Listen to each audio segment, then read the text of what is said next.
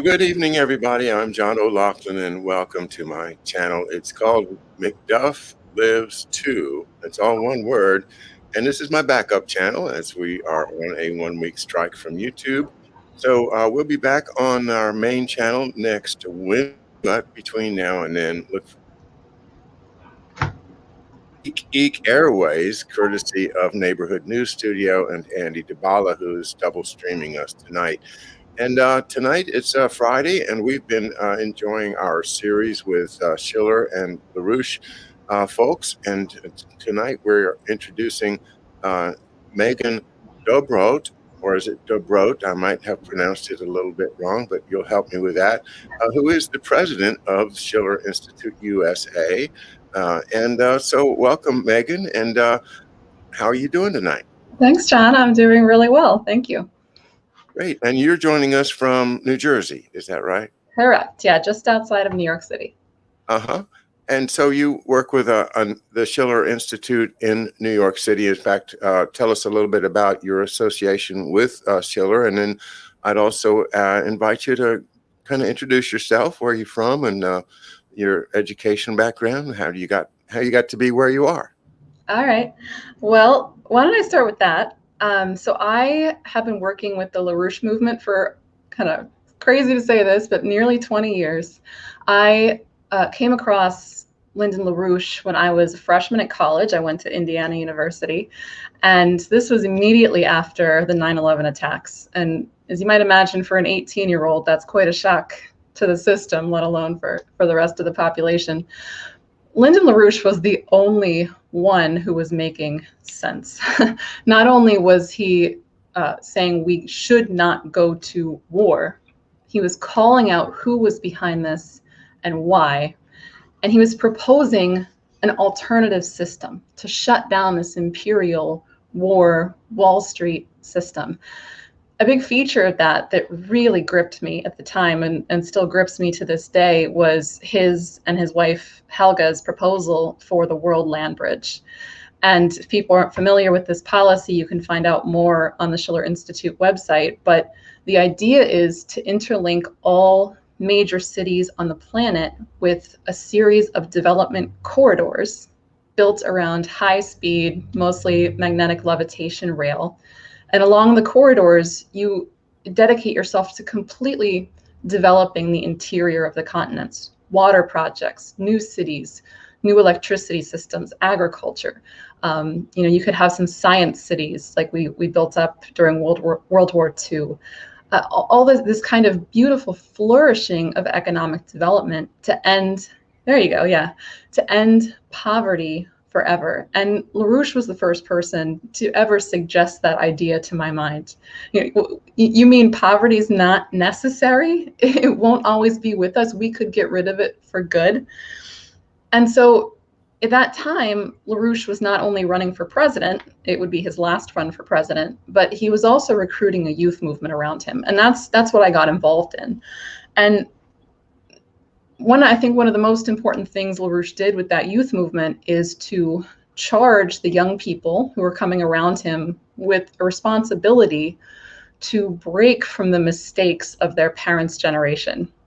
And I want to bring this up because I think we really have to think about this today. One of the great American pastimes is to complain about the Congress and to complain about our leadership and those evil people who are messing everything up. I mean, yeah, the Congress is terrible, and there are all these terrible, evil people doing evil things, but how did we get to the point where the American population, what was the mindset of the American population over decades that we allowed this to happen to our nation? How did we allow the post-industrial system to be imposed upon us? Why did people accept the idea that we're done with manufacturing, now we're just going to get rich quick, right? Why did people swallow this terrible, terrible culture? So LaRouche said, look, you've got to break from the mistakes of my parents' generation, the baby boomer generation. And so you've got to educate yourselves on real principle, qualify yourselves to be a leader. And so that's what brought me and a lot of other people of my generation into working with Lyndon LaRouche and Helga LaRouche. And then, so for the past almost 20 years now, I've worked with this movement first as part of LaRouche's presidential campaign, and then more broadly to organize people around these solutions. And now I'm up in the New York area where there are many, many souls who we can recruit to this cause. Well, I've seen your colleague Daniel Burke out there at Washington Square, if I'm not mistaken, and doing exactly that. I'm sure you guys have lots of outreach. And tell me a little bit more about your own background, and then then I want to ask you about your outreach to younger folks like the 20 somethings. Great. So I don't have too much to say about my background, but I mentioned that I was going to Indiana University as a music student. So I am, I don't know if you would say primarily a musician. I think what attracted me to music is the same thing that attracted me to LaRouche's movement, which is a certain love for beauty, a love for beautiful culture, and participating in that as part of a social process. So that's why I wanted to study music. And I never really had a political background growing up, but you do reach a certain point where, you know, as a young adult, it's very clear that the directionality of your nation is potentially tragic, and you have a choice of whether you want to step up and do something about it or not. So I guess that's what I could say about that. All right. Well, let's talk about your outreach to younger folks then. Yeah, so we really are at a moment where I think there's a real openness and a certain hunger you mentioned the 20-somethings, in the youth generation, for something new, for something profound. And I don't think that existed 5 or 10 years ago. So we have been deploying into New York City, into the Detroit area. Right, exactly. You see our International LaRouche Youth Movement page on our Schiller site.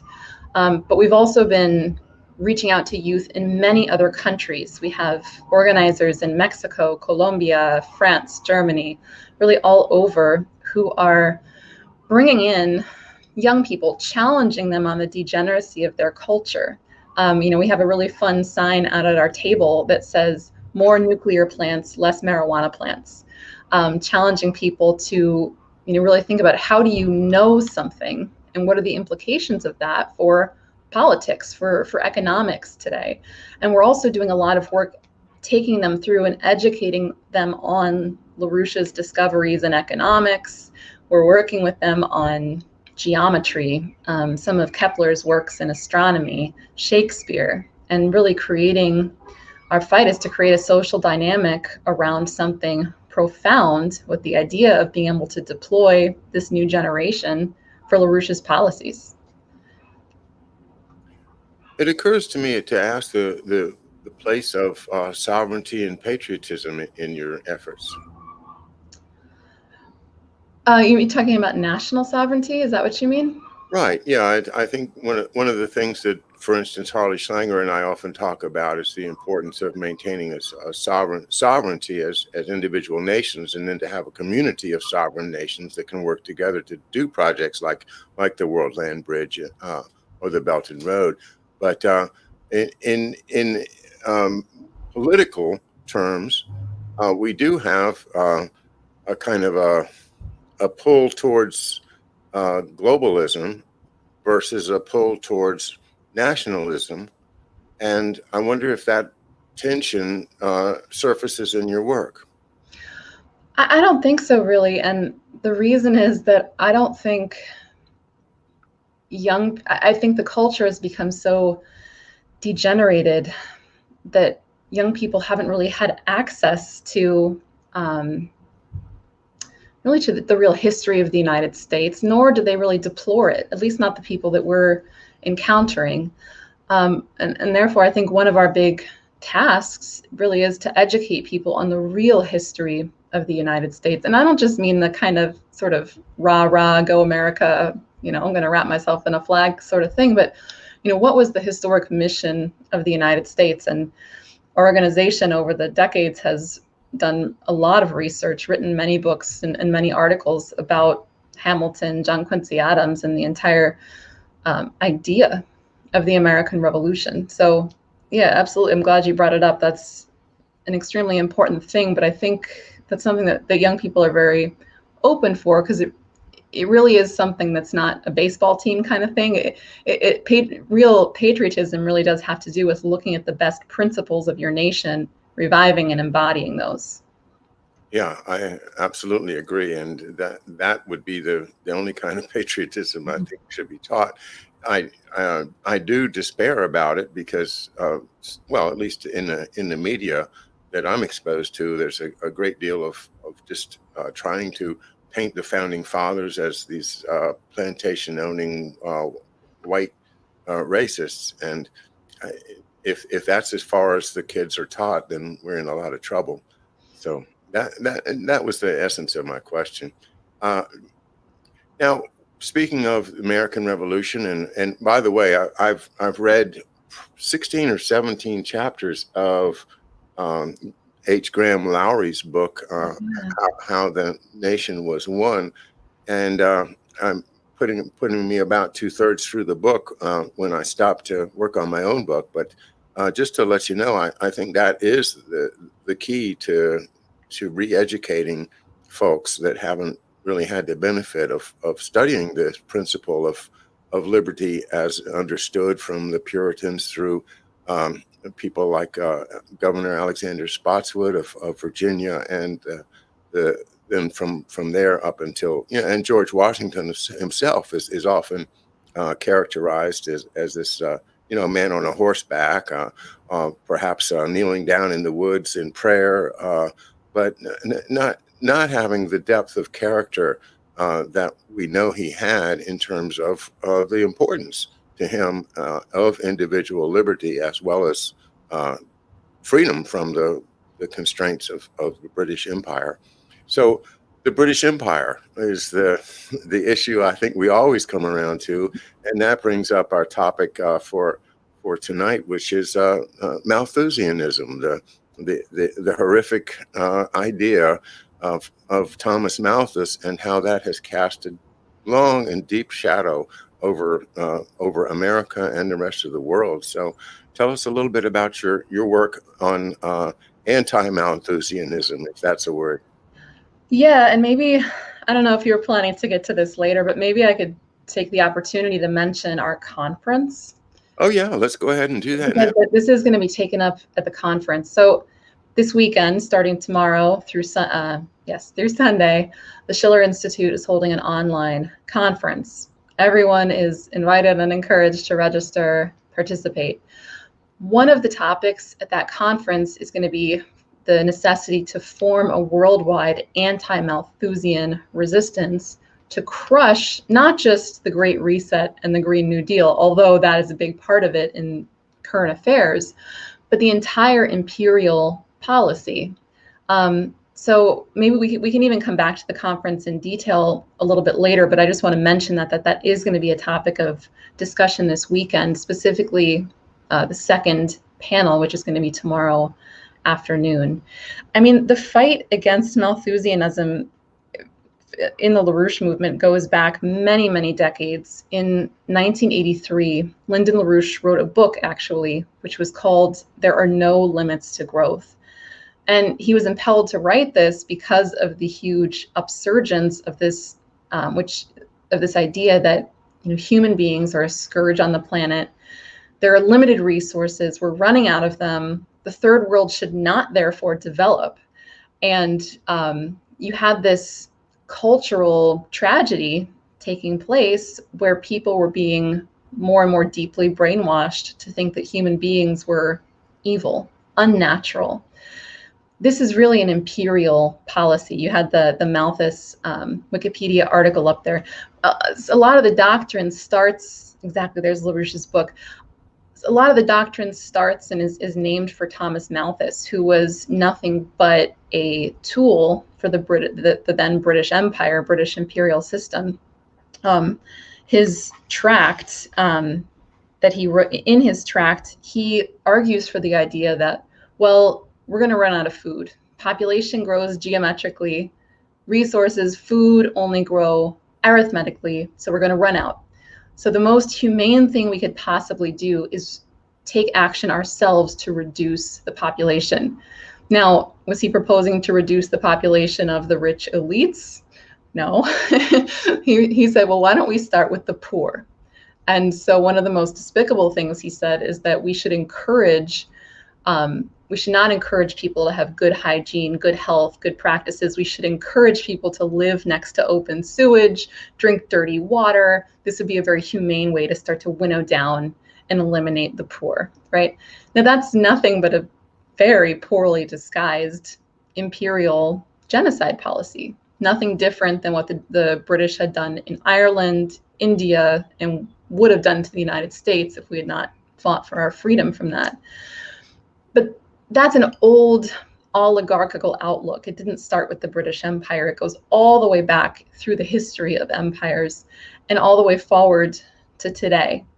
And in my presentation for tomorrow's conference, for the second panel, I quote a couple of our illustrious Malthusians today, and I just wanted to read one of the most egregious, which is from Sir David Attenborough, who people probably know as the creepy British man who sneaks through the bushes and sneaks up on wild animals. But no, we love David Attenborough. He likes all the animals. That's right. He loves nature. That's right. Just a sweet old, So sweet. And what a camera. Oh my. And can he frame a shot? You're right. So here's what Attenborough said in 2013. We are a plague on the earth. It's coming home to roost over the next 50 years. Either we limit our population growth or the natural world will do it for us. Mm-hmm. Now, they don't believe this. This is an imperial intention. It's the old idea that when the populace becomes, too hard to control, too numerous, you cull them. You eliminate them. So we're fighting to crush this. We're not the only ones. We have many allies around the world. We have many allies around the world, including the nation of China, whose policy in its own country has been to end poverty. And with their Belt and Road have been reaching out to nations for cooperative development projects to eliminate the physical causes of poverty in many other nations. These are our allies. That's our policy. So I just think we have to fight this. This is not American. This is not human. This is a really evil outlook. Unfortunately, we've been through, what is it now, 40 years of brainwashing in the culture around the idea that there are limited resources. Human beings are unnatural.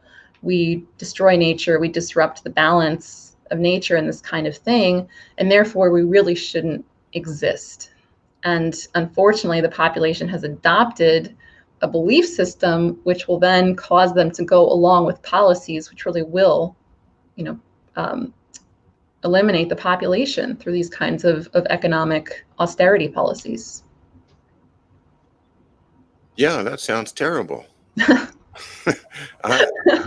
I want to know,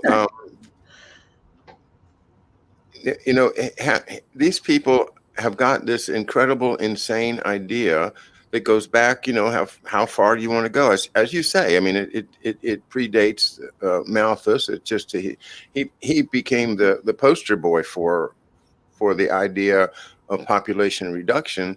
But the real problem for the empire is that if the people aren't tied to the empire's own economy, then they set up their own economy. And since they are the ones with the interior, the ones with the resources, and places like Africa and Indonesia and these huge areas of China and everywhere else in what was called the third world, if you let the indigenous people have the technology to create their own internal economy, then they're going to outperform you.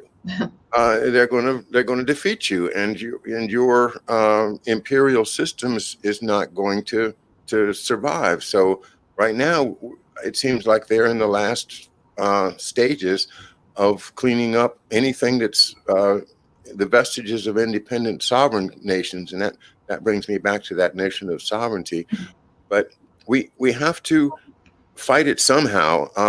I particularly think that we need to stand on the Constitution and the Bill of Rights in order to have the piece of paper, the legal foundation that says our country is based upon the will of the people, and the sovereignty is based in the people and not in a crown and not in a pope and not in any other institution like communism or socialism or anything. It's the Constitution. How much does the Constitution figure in your work? Well, I think you have to go back to, you're right, national sovereignty. We're a democratic republic, and national sovereignty rests on the population. But you run into a problem, a paradox really, which is, okay, but what's the quality of that population? And maybe you remember the opening of Shakespeare's Hamlet, which says there is something rotten in the state of Denmark. So was the problem Hamlet? No, the problem was the whole population, the whole culture was rotten. Now, I'm optimistic. I'm not, but we really have to, when you talk about sovereignty and the Constitution, I mean, we really have to educate people. And I think one of the quickest ways to do that, number one, is build a youth movement. And more broadly, this nation, we need a national mission again. You know, you think about under Roosevelt, when the New Deal program started to bear fruit and people began to see the power of the human mind with things like the Hoover Dam Project, the Tennessee Valley Authority, or you think about the Apollo, or the Gemini and Apollo programs, and you think about the kind of how quickly and efficiently that organized people around a higher mission. You know, and when those astronauts came back from the moon, we had this idea that if we can do this, there is nothing we cannot do. Poverty, easy, right? Easy to take care of. And so I think we really do need to get the nation organized around a national mission for the good, which is absolutely coherent with our Constitution. That the powers are given to Congress, for example, to create the kind of credit we would need to fund a massive renaissance of infrastructure and economic development projects, to fund the fusion program, the space program. The powers are there in our Constitution. The mission statement is there, but we've got to get people organized now to take that on as a personal mission. And I think as it starts to unfold, people will be recruited. People will remember, oh yes, there's goodness here. There's goodness in this mission of the United States. Oh, look, other nations are doing that too. There's goodness over there as well. So I think something like that is really necessary, or else people, you know, for a lot of people, the Constitution is just sort of an empty phrase. Yeah, that's not saying you, I know, but a lot of people. That's what frightens me, is recognizing what you just said is true, and it's faith in it is eroded constantly by our media and you know, all the psyop efforts that have been going on for, you know, I'm going to say my lifetime, you know, and longer than that. I personally think that the big tragedy was the assassination of President Kennedy in 1963, which is analogous in my mind to the to Hamlet, where you know, the crown was usurped, and he did not, you know, he should have been the heir, but shenanigans went on, and that's what I think has happened in our country, is that the rightful succession was broken up by a coup, and that ever since then, our desire to do good has been forestalled in favor of the people behind the scenes that ran that coup, and that are continuing to run operations through their successors, and you know, through these people that somehow live to 100 and 101 years. It is creepy. Still pulling the reins of power. So I don't know how they do that. I'm not sure I want to know how they do that, but they're doing it. And we can't just sit around and wait for them all to die off, because there's new generations of them coming along all the time, as we saw during the Trump administration with characters like Peter Strzok and Lisa Page and all of these folks that are out to out to continue the British Empire's Malthusian traditions. Once at one point, LaRouche compared the oligarchy to a slime mold, which is it's a kind of organism. I think it's a protist, which can exist as little individuals, but when it really wants to get something done, when it wants to mate, they all kind of glom together into this slimy, covering. And he said the oligarchy is a little bit like that, where you have these individuals, but when they really want to get something done, they glom together. And that's what we're seeing, for example, in the Great Reset. In 2019, at the Jackson Hole meeting of the Federal Reserve, all these central bankers came together, along with all these hedge fund mercenaries, and proclaimed, look, the system's nearly gone. We're in trouble. Therefore, we declare financial regime change. And what they meant by that is that elected governments, were no longer going to be in charge of fiscal policy. Instead, the great geniuses of the central banks, the real experts, we're going to be in charge now of fiscal policy, because that's what's needed to stabilize the system. Now, at the time, you think, well, what are they going to do? And now we have this Great Reset, right, where they're planning to collapse the industrialized parts of the economy, the developed economies, in favor of this Malthusian CO2 reduction lie. And we've already seen the effects of that in places like Texas with the blackout in February. And actually, we almost had another one in Texas a few days ago. Actually, I think it was about 10 or so days ago. We nearly had another one of those. So you do have this oligarchical principle, I guess you would say, throughout society. But, you get times in history, they're not all powerful. And, there is such a thing as natural law. Their system can't continue. They can't perpetuate it. The only thing they could possibly do is blow up the world. And that's why we're holding our conference, to intervene on this. But you do, natural law is real, and you do get moments of history where there's an opening for what previously seemed like a weak force to come in and make a great revolution. Because all of the institutions, all of these underpinnings have collapsed. They've lost their power. I'm absolutely convinced that's where we are today. I know Helga LaRouche is absolutely convinced that's where we are. And, success depends on a principle of leadership. Are enough people going to step up and be competent to lead the population toward the necessary solution, and to reject the faulty thinking that underlies the tragedy? Unfortunately, it's not just faulty thinking. It's a whole lot of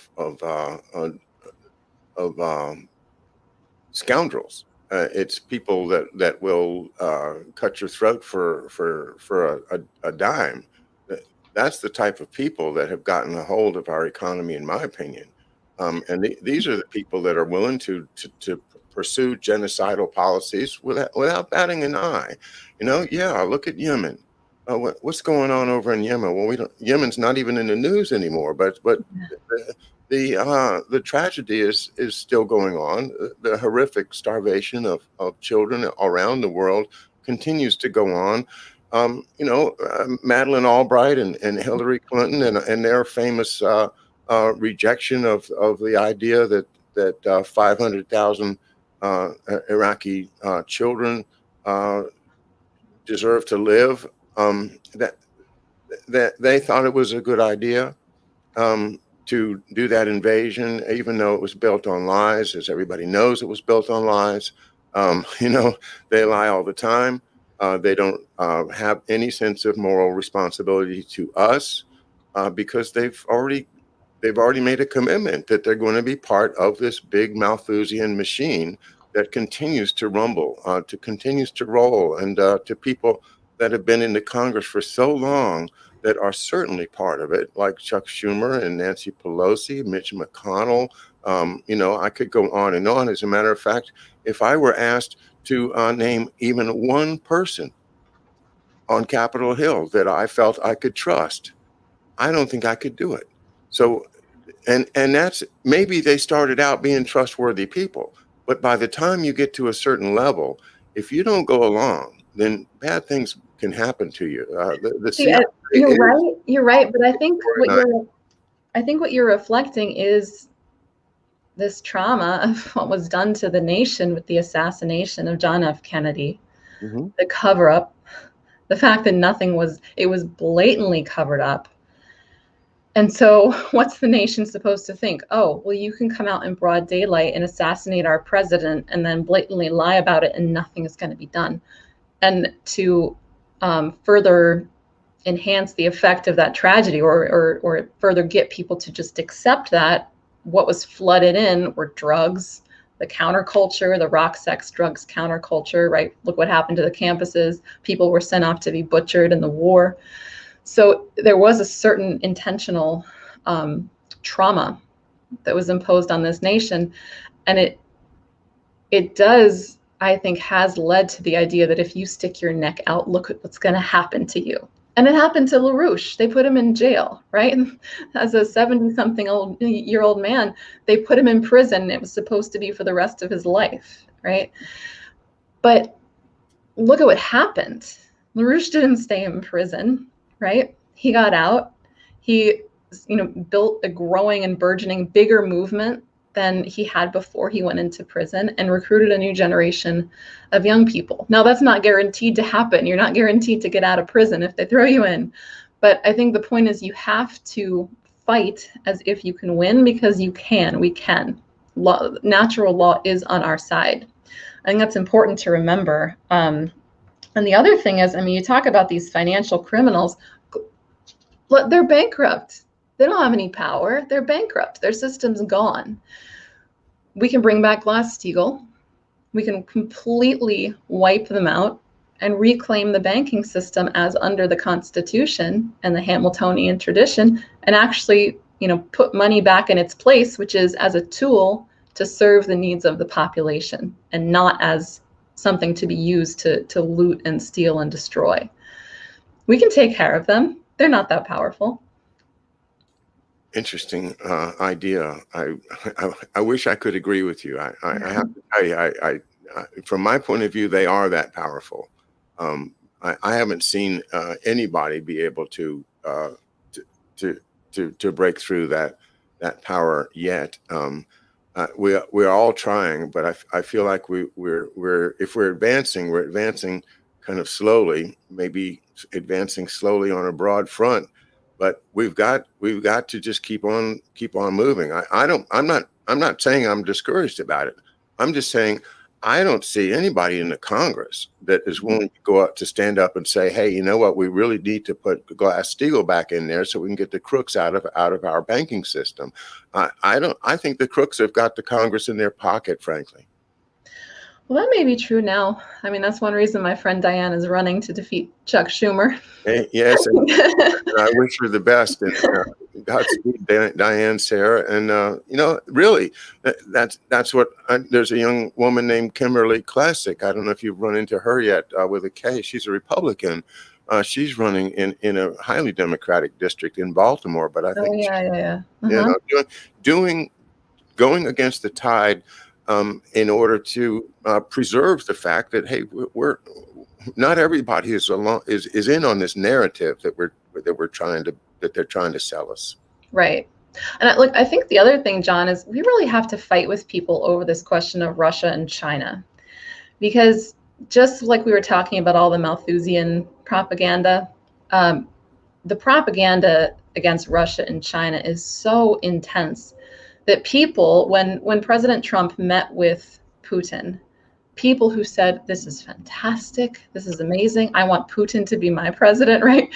Those same people will spit vitriol at you, or, or they'll defend Russia and they'll spit vitriol at China. And what they don't see is that that's all being manipulated by the same imperial hand that's trying to keep the United States from cooperating with the two other largest and most powerful nations of the world, which is Russia and China. And it's just so strange that Americans allow themselves to say, well, China is a communist country and therefore we can't work with them. Every national system is different, right? Nations are different. That's okay.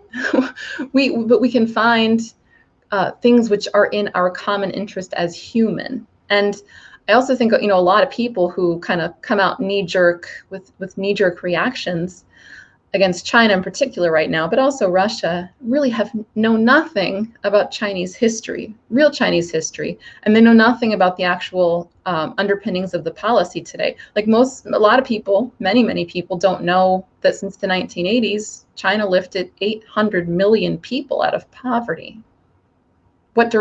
Say all you want about the Chinese Communist Party, but they lifted 800 million people out of poverty. What's happened to the United States over that time?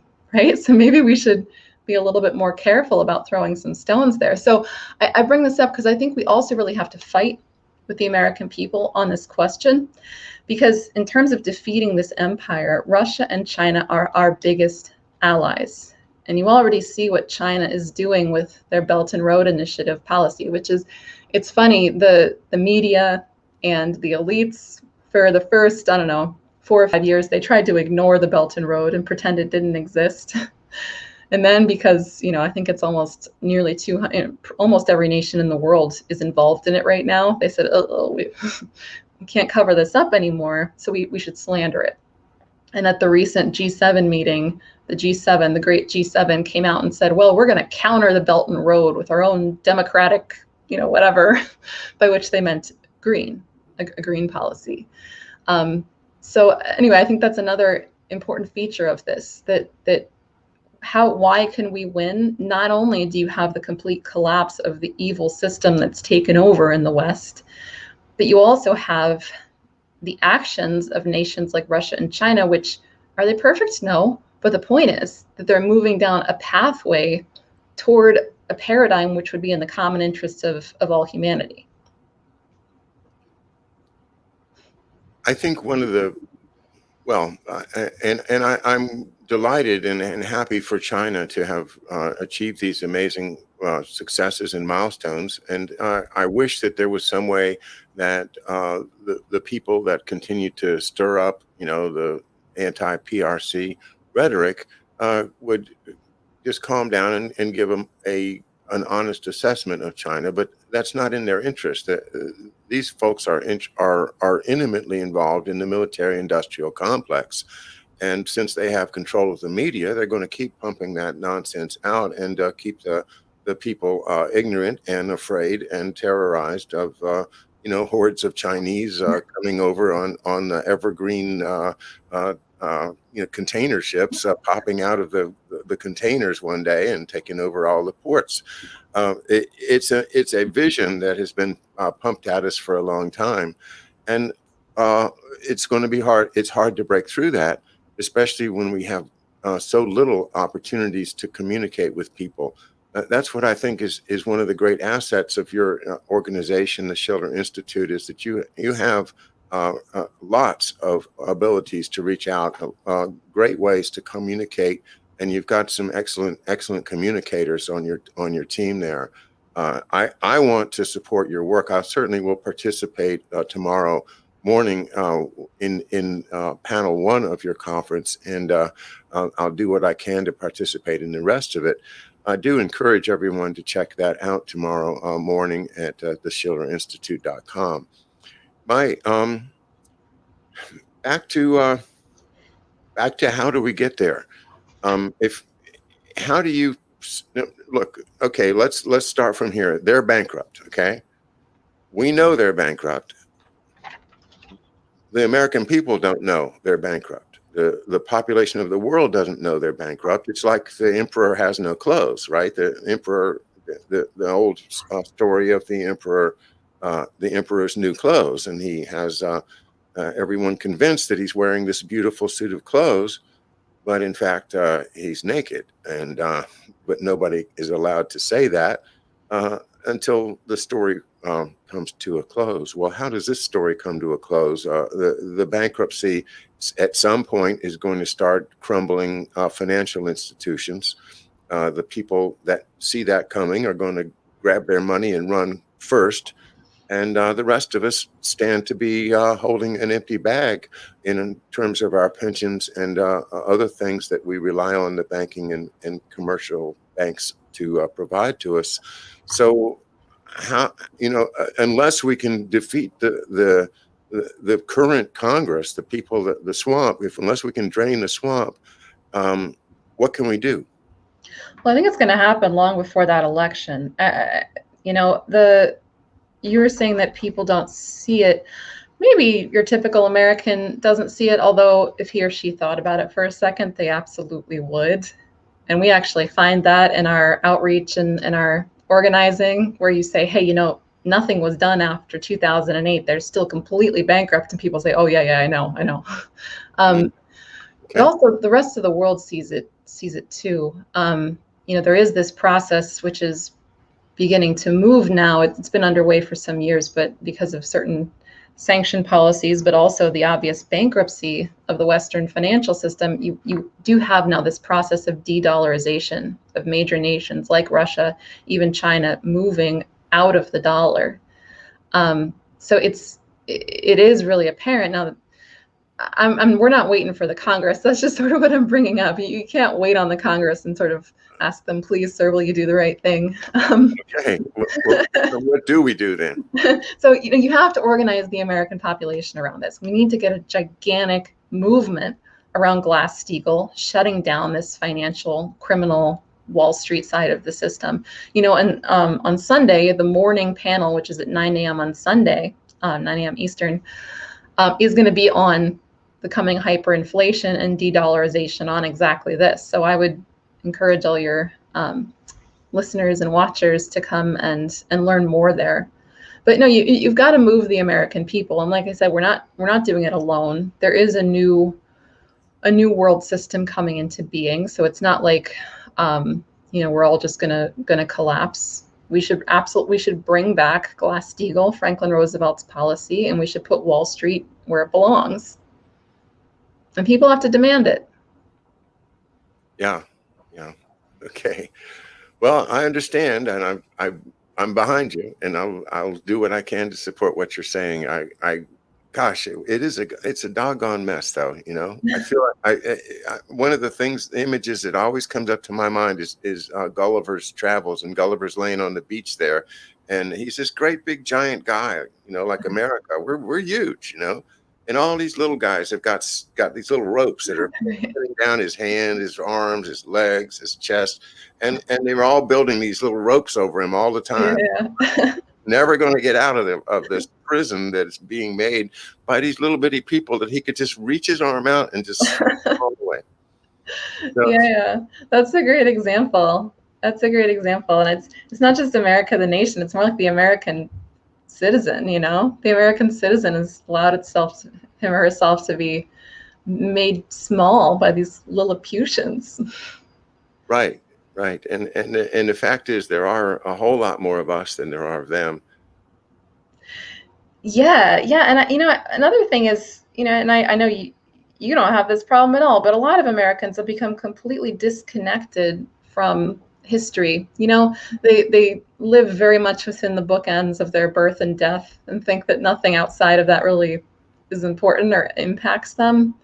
But if you see yourself as living your life as part of a multi-generational historic mission where you are doing the work that people before us can no longer do physically, and when you die, you will have created an even higher potential in the next generations to carry on that mission for goodness.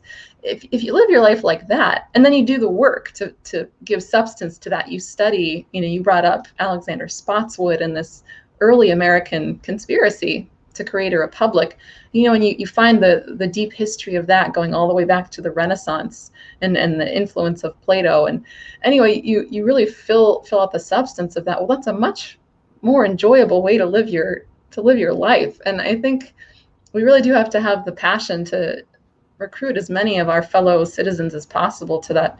And I think young people are really important for that because number one, they're not so frozen in the snows of pessimism as some of the older generations. It's just kind of a natural thing with youth.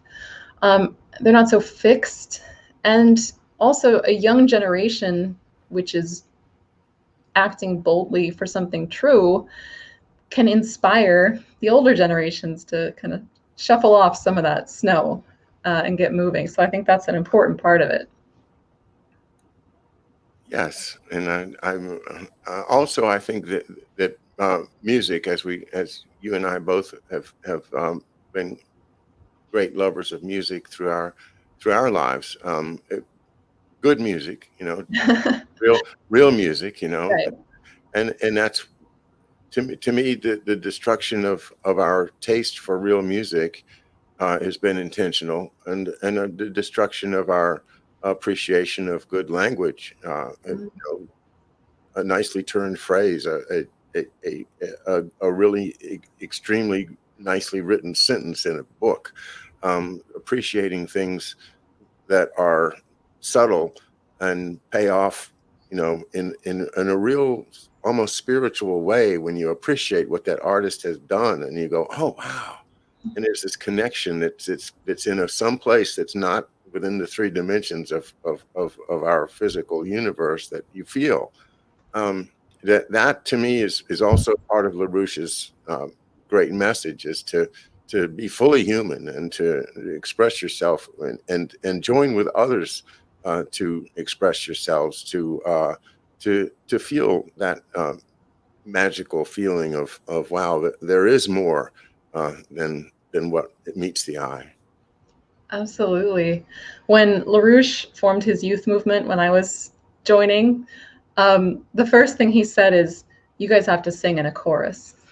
And so we had dozens and dozens, in any particular office around the country, of young people learning to sing in a chorus. And we took on a project assigned to us by LaRouche of a motet by Bach called Jesu meine Freude, which is an a cappella motet, 5 voices, incredible, incredibly beautiful. It has everything in it. It has the beginnings of thorough composition in it, the beginnings of real thorough development of a theme. It has a fugue, it has chorales. It's just an incredible piece of music. And over, I don't know, a few years, 4 or 5 years, we took a whole ragtag bunch of political revolutionaries and taught them to sing.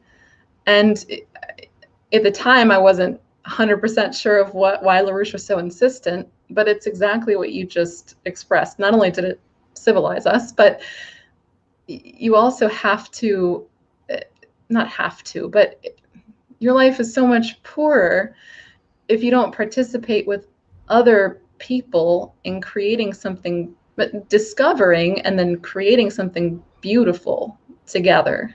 And I think one of the most important aspects of that, which connects music with science, is the struggle to discover and perform the piece of music to really embody the intention of the composer, to really make it alive, so that you're not just singing the right notes at the right time, but you actually have a living idea. And that's a real struggle when you first get a piece of music that you're assigned to work on, or you choose to work on. There's a struggle of learning the notes, learning the words, and then thinking, well, what's Beethoven doing?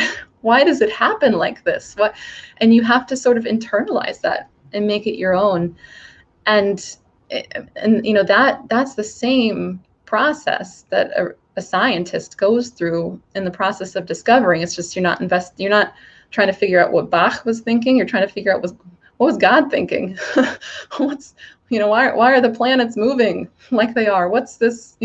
So but it is the same state of mind. And you do find that some of the best scientific geniuses were musicians, like Einstein, Planck, Vladimir Vernadsky, so many of them. Oh, I don't know that last name. Tell me who is Vladimir Vernadsky? Vernadsky. Okay, so here's a plug for a conference. I'm going to talk quite a bit about him tomorrow in the afternoon panel. Vernadsky was a Russian-Ukrainian scientist. He lived forget his birth year. I want to say it was 1863, and he died in 1945. So his life was split pretty much evenly in half between the Russian Empire and then the Soviet Union.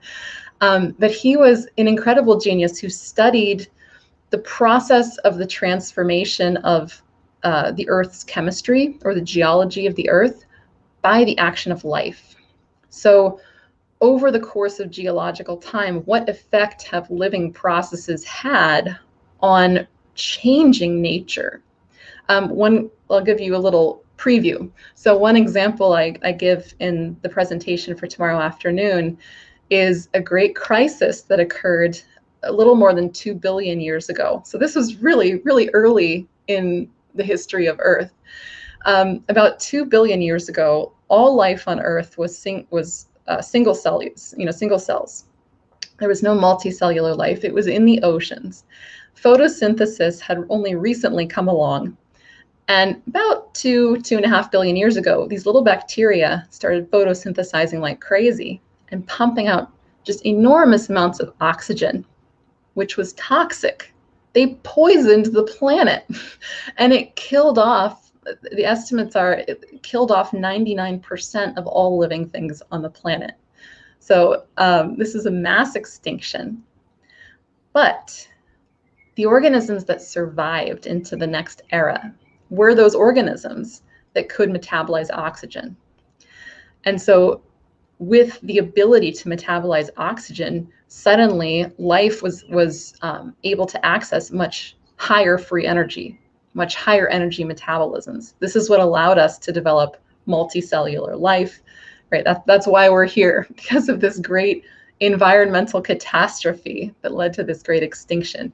But that biotic origin of oxygen and how that came about, and there are so many other examples of how life has just transformed the Earth. That's the kind of stuff that Vernadsky was studying.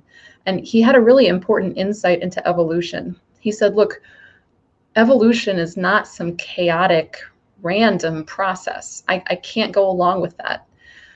What we see in the geological and biotic record is that over time, the evolution of organisms has been leading to life, living matter, which is moving in the direction of having higher and higher energy metabolisms, of affecting the chemistry of the planet at a higher and higher rate, changing it at a higher and higher rate.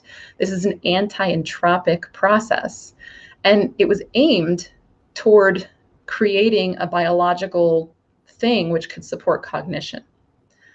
So anyway, he's a really important thinker. He's very well known in Russia. He's not as well known in the United States, but his work really does have an affinity with the economic work of Lyndon LaRouche. So that's why I and some of my colleagues have spent time studying him. Sounds interesting. The cutting edge now seems to be this research into genomes and using these techniques called CRISPRs and moving things around. This horrific idea of experimenting with viruses and gain of function research, all of that seems to be headed towards research into a transhumanism idea that has been floated, kind of behind the scenes, Kurzweil and people talking about, almost a Nietzschean idea of there's going to be a super human coming along here. So developing through nature is one thing, but when humans get in, into the very, very genomes themselves and start moving things around, I start to get a little nervous.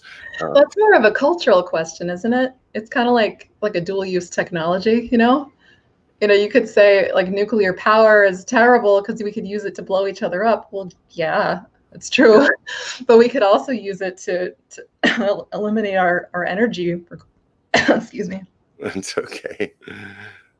Yeah, I see what you're saying. It could be used for good. It could also be used by people with bad intentions for evil. Yeah. Yeah. So no, it's incredible what the fact that humans are have the insight to be able to perfect natural forms.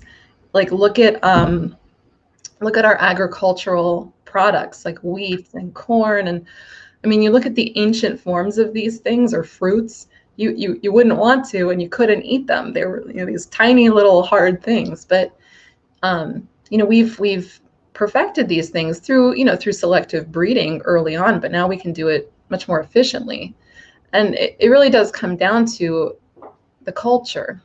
What's the intention of your culture? Is it human? Or do we still have these vestiges of oligarchism?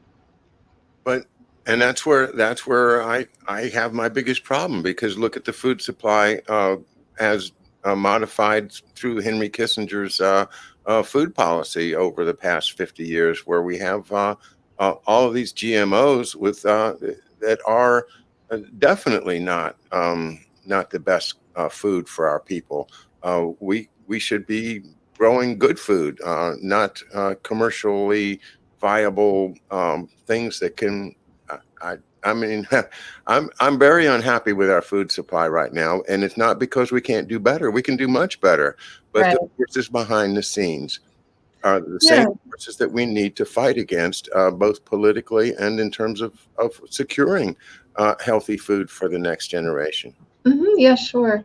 I think it is hard to when you were talking, I was just thinking of what it means to be inside of a system, because what we've experienced for 50 or so years, 70 years, whatever, is a really evil system. And it seems like, oh, there are 100 million problems in the world. How are you going to solve all of them? But what you find is that these are all part of a system. Mhm. And if we can get to this new paradigm, which I am absolutely convinced we are on the edge of, if we can get there, a lot of things can change very quickly. It's because it's not that we don't know how to do these things. We have the example there of exactly what to do. Well, tomorrow we'll talk about it some more at the Schiller Institute's conference, beginning at 9 o'clock a.m. Eastern Time. Is that right? That's right, 9 a.m. and then in the afternoon too. And you'll be with the second panel tomorrow afternoon, and we'll learn more about Professor Varadzinski. Vernadsky, yeah, close enough. Renatsky. All right. Well, it's been a pleasure, Megan. Thanks for being Same with us. here, John. Thanks so And much. Andy Dabala, thanks again for the great engineering at Neighborhood News Studio. All right, everybody. I hope to join you tomorrow with the Schiller Institute's great conference. Have a good evening. Take care.